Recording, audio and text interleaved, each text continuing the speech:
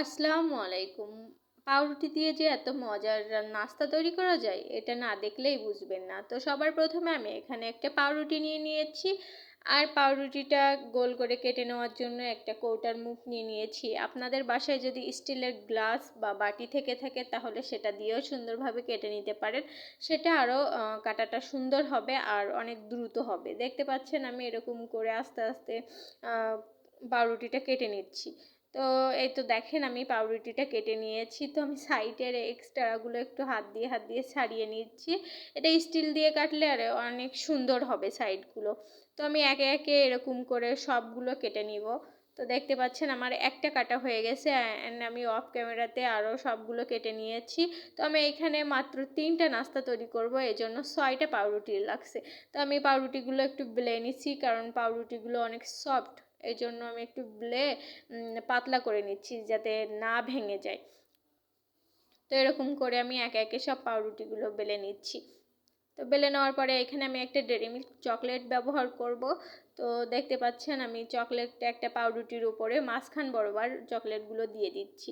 তো যেহেতু 3টা নাস্তা রেডি করব এই জন্য 3টাই দিয়ে নিয়েছি। এরপরে আরেকটা দিয়ে এরকমভাবে চাপা দিয়ে রাখতেছি। এবার আমি একটা বাটিতে কিছু ময়দা নিয়ে নিয়েছি আর এর ভিতরে আমি একটু পানি দিয়ে দিচ্ছি। তো পানি দিয়ে আমি ময়দাটা ভালোভাবে গুলিয়ে নেব। তো আমার এইখানে আরও কিছু পানি লাগবে। তো এই তো দেখেন আমি আরও কিছু পানি দিয়ে এরকম আঠালো আঠালো করে একটা ময়দাটা গুলে নিয়েছি। তো এইখানে আমি 2টা ডিম ব্যবহার করেছি। 2টা ডিম নিয়ে আমি ডিমটা খুব ভালোভাবে ফেটিয়ে নিচ্ছি। তো ডিমটা বেশ কিছুক্ষণ ধরে ফাটানোর পরে খুব ভালোভাবে ফেটিয়ে নেওয়ার পরে দেখেন আমি প্লেটে পাউরুটিটা নিয়ে নিচ্ছি।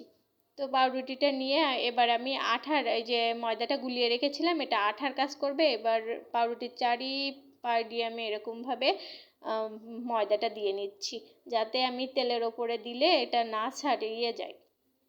তো ভালোভাবে হাত দিয়ে অনেক আলতোভাবে এরকম চেপে চেপে দিচ্ছি সাইডটা।